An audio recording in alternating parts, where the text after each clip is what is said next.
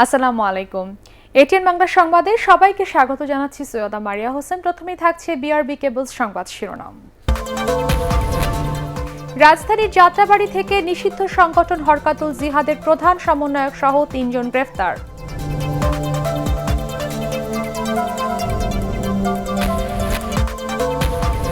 আরেকটি 15ই আগস্ট ঘটানোর ইঙ্গিত দিয়ে রাজশাহীতে বিএনপি নেতার বক্তব্যে ক্ষুব্ধ প্রতিক্রিয়া ওবায়দুল কাদেরের।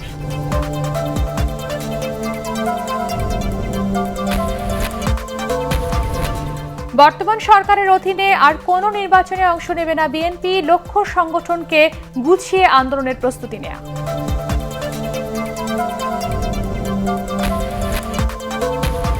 গরম শুরু হতেই রাজধানীর হাসপাতালগুলোতে বাড়ছে জ্বর, কাশি, নিউমোনিয়া সহ ডায়রিয়া আক্রান্ত রোগীদের চাপ, অধিকাংশই শিশু।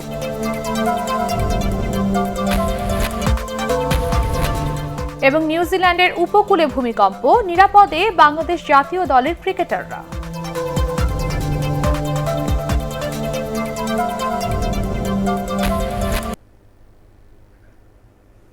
শুনছিলেন বিআরবি কেবলস সংবাদ শিরোনাম।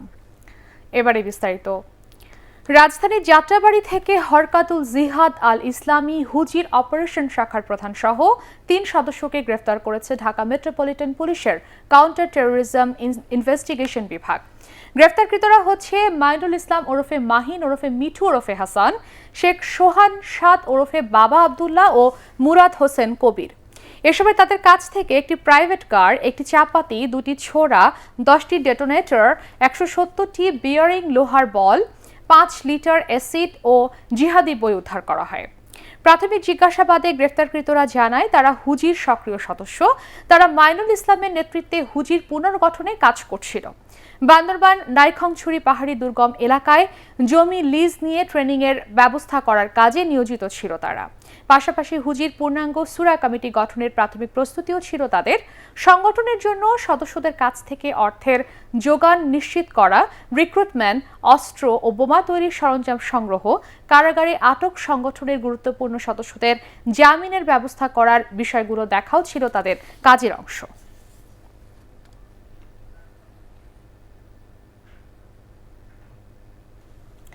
রাজশাহীতে সমাবেশে বিএনপির এক নেতার দেয়া বক্তব্যে ক্ষুব্ধ প্রতিক্রিয়া জানিয়েছেন আওয়ামী লীগের সাধারণ সম্পাদক সেতুমন্ত্রী ওবায়দুল কাদের। ওই বক্তব্যে দেশে আরেকটি 15 আগস্ট ঘটানোর ইঙ্গিত দেওয়া হয়। ওবায়দুল কাদের বলেন, ওই বক্তব্যে বিএনপির ফ্যাসিবাদী মানসিকতা, ষড়যন্ত্র এবং খুনের রাজনীতির চরিত্র স্পষ্ট হয়েছে। সকালে সরকারি বাসভবন থেকে নিয়মিত ব্রিফিংকালে এসব কথা বলেন তিনি। বিএনপি নেতার ওই বক্তব্য লন্ডনের ছক অনুযায়ী গোপন কোনো পরিকল্পনা বাস্তবায়নের অংশ কিনা তা খতিয়ে দেখা হবে বলেও জানান আওয়ামী লীগ সাধারণ সম্পাদক। রাজনীতির বিএনপি নেতার বক্তব্য তাদের খুনের রাজনীতির স্বরূপ উন্মোচিত করেছে। এ বক্তব্য থেকে বোঝা যায় তারা এখন আন্দোলন ও নির্বাচনে ব্যর্থ হয়ে বাংলাদেশের জনপ্রিয় প্রধানমন্ত্রী শেখ হাসিনাকে হত্যার ষড়যন্ত্র করছে। আবারও বিএনপির ফ্যাসিবাদী মানসিকতা, ষড়যন্ত্র এবং খুনের রাজনীতির চরিত্র স্পষ্ট হয়ে উঠেছে। রাজধানীর হাসপাতালগুলোতে বাড়ছে মৌসুমী রোগে আক্রান্তদের চাপ, এদের মধ্যে আবার বেশিরভাগই শিশু। আবহাওয়া পরিবর্তনের কারণে শিশুরা জ্বর, ঠান্ডা, কাশি, ডায়রিয়া সহ নিউমোনিয়ায় আক্রান্ত হচ্ছে বলে জানিয়েছেন চিকিৎসকরা। ওদিকে ছুটির দিন হওয়ায় আউটডোর বন্ধ থাকায় শুক্রবার ঢাকা শিশু হাসপাতালে জরুরি বিভাগ ছিল রোগীদের উপচে পড়া ভিড়। রিপোর্ট মনির হোসেন তপুর। দিনে প্রচণ্ড গরম ও রাতে ঠান্ডা। আবহাওয়ার এই পরিবর্তনের কারণেই কোমলমতি শিশুরা একটুতেই অসুস্থ হয়ে পড়ছে।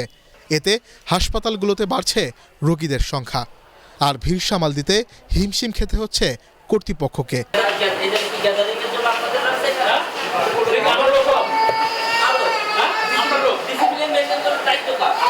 শুক্রবার সকাল থেকেই ঢাকা শিশু হাসপাতালে আউটডোর বন্ধ থাকায় জরুরি বিভাগে রোগীদের উপচে পড়া ভিড় দেখা যায়। এখানে সেবা দিচ্ছেন একজন মাত্র চিকিৎসক। রোগীর চাপ প্রচুর। এখন আমরা তো অনেকেই ভর্তি ব্যবস্থা করতে পারছি না, কারণ এই সময়টা এই সিজনটাতে তো রোগীর চাপ বেশিই থাকে। একজন করে দুজন করেই করি। আমরা আবার অন কলে থাকেন, আবার দরকার পড়লে আমি ডাক দিব। এখন আপাতত ম্যানেজেবল, এই জন্য কোনো ওভাবে চাপ নাই, ম্যানেজ হচ্ছে। আচ্ছা না আমি এমনিতে ডেকেছি, ওনাদের ভিতরে একটা কাজে গেছে, আবার আসবেন। রোগীদের অভিযোগ 1.5-2 ঘন্টা অপেক্ষা করেও কাঙ্ক্ষিত চিকিৎসকের সিরিয়াল মিলছে না। পরিবেশের অবস্থা খুব একটা ভালো না ভাই, 2-2.5 ঘন্টা ধরে দাঁড়ায় রয়েছি। তার আগে দেখা গেল সিরিয়াল মেনটেন হয় না, একজন এক একভাবে ঢুকে যায়। ঠিক আছে, মানে বাচ্চা নিয়ে যদি দেখা গেল সুস্থ বাচ্চা নিয়ে আসলে অসুস্থ হয়ে যায় যে অবস্থা। আলগা লোক ঢুকতে আছে কিন্তু সিরিয়ালের লোক ঢুকাইতেছে না। 2.5 ঘন্টা হয়ে গেছে আসতে সিরিয়ালে, এখন পর্যন্ত সিরিয়ালে যাইতে পারতেছি না। বিশৃঙ্খলা নাই এখানে, যেগুলো বাচ্চা অক্সিজেন লাগানো বাচ্চা যেগুলো, সেগুলো আগে ভিতরে ঢোকার লাগবে। বিশেষজ্ঞরা বলছেন মা বাবার সতর্কতা ও পরিচর্যাই পারে শিশুদের জ্বর, ঠান্ডা, কাশি, ডায়রিয়া সহ নিউমোনিয়ার হাত থেকে বাঁচাতে। সিজন চেঞ্জের সময় বাচ্চাদের ঠান্ডা কাশি সময় ওরা ঘেমে যাচ্ছে, একটুতেই তো ঘেমে যাচ্ছে। ওদের বেশি করে পানি খাওয়াতে হবে, ঠান্ডা জায়গায় রাখতে হবে। গরমে শিশুদের সুতি কাপড় পরানো এবং পর্যাপ্ত পানি খাওয়ানোর পরামর্শ দিয়েছেন চিকিৎসকরা। মনির হোসেন তপু, ATN বাংলা, ঢাকা। চাল তেলের পর এবার মুরগির বাজারে অস্বস্তি। 1 মাসের ব্যবধানে কক মুরগির দাম কেজি প্রতি বেড়েছে 100 টাকা। এই সময় বাকি সব রকম মুরগির দাম বেড়েছে অন্তত 20 টাকা। কমার লক্ষণ নেই তেল এবং চালের দাম। ক্রেতা ও বিক্রেতারা বলছেন রমজানকে সামনে রেখে বাজার পরিস্থিতি স্বাভাবিক করতে নিয়মিত মনিটরিং করার বিকল্প নেই। আদিন সজীবের রিপোর্ট। কোথায় যাবে সাধারণ মানুষ, কি খাবে, কিভাবে চলবে জীবন? বাজার পরিস্থিতি নিয়ন্ত্রণে তো নয়, উল্টো যত দিন যাচ্ছে ততই নিত্যপণ্যের দাম বাড়ছে। রাজধানীর বাজারে আরেক দুশ্চিন্তার নাম মুরগি। 1 মাস আগে যে কক মুরগি ছিল কেজিতে 220 টাকা, তাই এখন 320 থেকে 30 টাকা। ব্রয়লার কিংবা লেয়ারেও দাম বেড়েছে অন্তত 20 টাকা। অনেক কঠিন হয়ে গেছে, কারণ আমি এখান থেকে 25 করে নিচ্ছি, এখন মনে করেন 50 করে নিলাম। স্বাভাবিক থাকলে জনগণের জন্য, আমাদের ক্রেতা ভোক্তাদের জন্য সুবিধা হতো। ব্যবসায়ীরা বলছেন একদিকে সরবরাহ কম, অন্যদিকে দাম বাড়িয়ে করোনায় ক্ষতিগ্রস্ত খামারিরা এখন ক্ষতি পুষিয়ে নেয়ার চেষ্টা করছেন। করোনা নাই, বিয়ে শাদী অনুষ্ঠান মোটামুটি এখন চলছে, মাল শর্ট। কয়েকদিন আগে বেচি 300 টাকা, 290 টাকা, গত সপ্তাহে। আজকে 340 টাকা, 50 টাকা হয়ে গেছে, 60-70 টাকা ডিফারেন্স কেজিতে। ওদিকে তেলের দাম কবে নাগাদ কমবে তা জানা নেই কারোরই। ব্যবসায়ীরা বলছেন দাম কমাতে আমদানিকারকদের সাথে আবারও আলোচনায় বসতে হবে সরকারকে। যারা আছে তাদের সাথে পয়সা যদি মত বিনিময় করে, আমার মনে হয় যে বাজারটা আশা করি নিয়ন্ত্রণে আসবে। যা আয় করি ঋণ করে সংসার চালাতে হয়, এমন অবস্থা, কেউ শান্তিতে নাই। 10 টাকা বাজেট করলে, এই যে মুদির বাজার হিসাব করছি, 900 টাকা হয়ে গেলে 1370 টাকা। চালের বাজারেও অনেক দিন ধরে কোনো সুসংবাদ নেই, উল্টো এ সপ্তাহে কোনো চালে কেজিতে বেড়েছে 1-2 টাকা। সরকার ভালো মতো মনিটরিং করে মিল মালিকদের সাথে বসে, তাহলে একটা সিদ্ধান্তে পৌঁছা যাবে। ঠিক আছে, আসলে কেন দেশের দাম বাড়ছে? ইন্ডিয়াতে চাল প্রচুর আসার পরও কেন দেশি চালের দাম ওনারা বাড়াচ্ছে? সবজির বাজার অনেকটা স্থিতিশীল থাকলেও কিছুটা বেড়েছে পেঁয়াজের দাম। আদিন সজীব, ATN বাংলা, ঢাকা। এদিকে নিউজিল্যান্ডের টেস্ট ও ওয়ানডে সিরিজ খেলতে যাওয়া বাংলাদেশের ক্রিকেটাররা নিরাপদ রয়েছেন। দেশটির নর্থ আইল্যান্ডে হয়ে যাওয়া ভূমিকম্পে ক্রিকেটারদের কোনো ধরনের সমস্যা হয়নি। সকালে এক ভিডিও বার্তায় দলের টিম লিডার জালাল ইউনুস জানান প্রত্যেকেই সুস্থ রয়েছেন এবং স্বাভাবিক অনুশীলন করেছেন। নিউজিল্যান্ড সময় মধ্যরাত 2:30টার দিকে 7.3 মাত্রার ভূমিকম্পে কেঁপে ওঠে নর্থ আইল্যান্ড। ক্রাইস্টচার্চে বাংলাদেশ দল যে হোটেলে অবস্থান করছে তা থেকে 2500 কিলোমিটার দূরে সংঘটিত হয়েছে ওই ভূমিকম্প।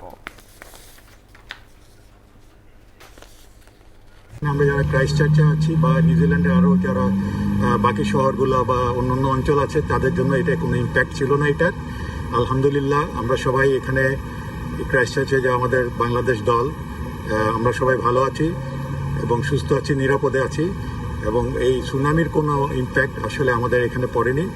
এবং আমাদের যেভাবে আমাদের রুটিন যেটা ছিল, আমাদের প্রতিদিন যে আমাদের প্র্যাকটিসের রুটিন ছিল, সেটা আমরা চালিয়ে যাচ্ছি। আগামী 7 মার্চ দেশের সকল থানায় উন্নয়নশীল দেশ হিসেবে বাংলাদেশের স্বীকৃতির সুপারিশ প্রাপ্তির বিষয়টি উদযাপনের জন্য নির্দেশনা দিয়েছেন পুলিশ প্রধান ডক্টর মেহেরুদ্দিন আহমেদ। সকালে রাজারবাগ পুলিশ অডিটোরিয়ামে এক সংবাদ সম্মেলনে গণমাধ্যমকে তিনি এই কথা জানান। আইজিপি বলেন, দারিদ্রতাকে জাদুঘরে পাঠানোর সময় হয়েছে। নতুন প্রজন্মের সদস্যরা দারিদ্র্যের কোনো ছোঁয়া পাচ্ছে না বলেও মন্তব্য করেন পুলিশ প্রধান।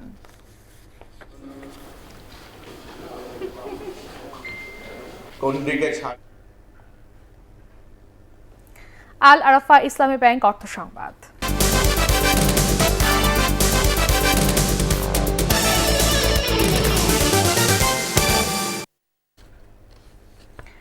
ঢাকা ও চট্টগ্রামে বর্তমানে ২৫০০ ব্যবসা প্রতিষ্ঠানে ইলেকট্রনিক ফিসকাল ডিভাইস বা ইএফডি মেশিনের মাধ্যমে খুচরা পর্যায়ে ভ্যাট সংগ্রহ করা হচ্ছে।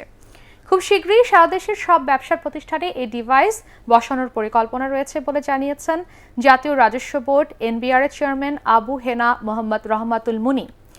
জাতীয় রাজস্ব বোর্ডের সম্মেলন কক্ষে ইএফটি লটারির দ্বিতীয় ড্র অনুষ্ঠানে তিনি এই কথা জানান।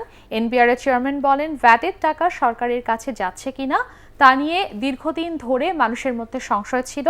তবে ইএফটি ডিভাইসের মাধ্যমে ভ্যাট দিলে তা সরাসরি এনবিআর এর কাছে পৌঁছায় বলে নিশ্চিত করেন তিনি। পরে ইএফটি ডিভাইসের মাধ্যমে দায়িত্বশীলতার সাথে ভ্যাট আদায় করায় একটি প্রতিষ্ঠানকে সম্মাননা দেওয়া হয়। অনুষ্ঠানে ইএফটি লটারির দ্বিতীয় ড্র অনুষ্ঠিত হয়। যে প্রদান করেন তার ভিতরে একটা সংশয় থাকে, এই ভ্যাটটি সরকারের কাছে যাবে না, দোকানদার আমার কাছ থেকে নিয়ে সে নিজের লাভের সাথে যুক্ত করবে। আমার ইএফটিএমএস নিঃসন্দেহে চোখ বন্ধ করে মানুষের আস্থা অর্জন করতে পারবে, আস্থা অর্জনের জায়গা। কারণ ইএফটি মেশিনের মাধ্যমে যখনই আপনি ভ্যাটের চালানটা দিবেন, আপনি নিশ্চিন্তে থাকেন যে এই টাকাটা সরাসরি সরকারের কোষাগারে চলে গেল। এ পর্যায়ে পার্টেক্স খেলার খবর।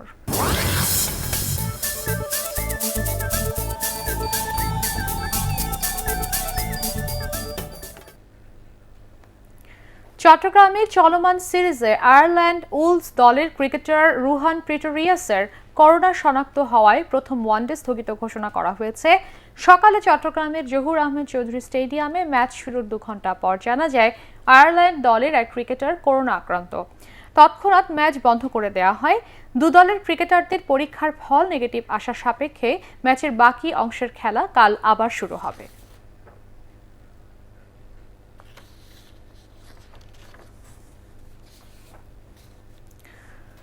সতেরোই মার্চ জাতির পিতা বঙ্গবন্ধু শেখ মুজিবুর রহমানের জন্মশতবার্ষিকী উপলক্ষে এটিএন বাংলা ক্যাম্ব্রিয়ান শিশু মেলার আয়োজন করছে এটিএন বাংলা। এতে থাকবে শিশুদের জন্য বিষয়ভিত্তিক প্রতিযোগিতা। রেজিস্ট্রেশনের শেষ তারিখ 7 মার্চ। শেষ করার আগে বিআরবি কেবলস সংবাদ শিরোনাম আরও একবার।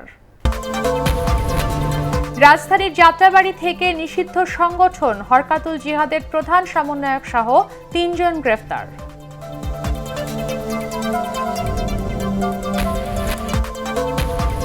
আরেকটি 15ই আগস্ট ঘটানোর ইঙ্গিত দিয়ে রাজশাহীতে বিএনপি নেতার বক্তব্যে ক্ষুব্ধ প্রতিক্রিয়া ওবায়দুল কাদেরের।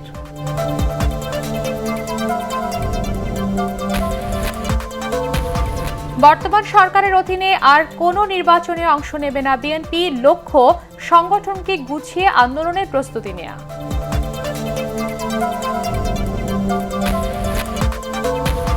গরম শুরু হতেই রাজধানীর হাসপাতালগুলোতে বাড়ছে জ্বর, কাশি, নিউমোনিয়া সহ ডায়রিয়া আক্রান্ত রোগীদের চাপ, অধিকাংশই শিশু।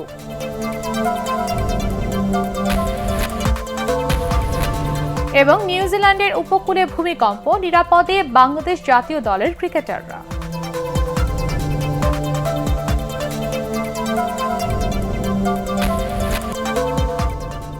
পরবর্তী সংবাদ দেখার আমন্ত্রণ জানিয়ে এখনকার মতো শেষ করছি। করোনা ভাইরাস থেকে নিজেকে সুরক্ষিত রাখতে মাস্ক পরুন, বারবার হাত পরিষ্কার করুন। এটিএন বাংলার সংবাদ ইউটিউবে দেখতে ব্রাউজ করুন youtube/এটিএন বাংলা নিউজ। ধন্যবাদ সবাইকে।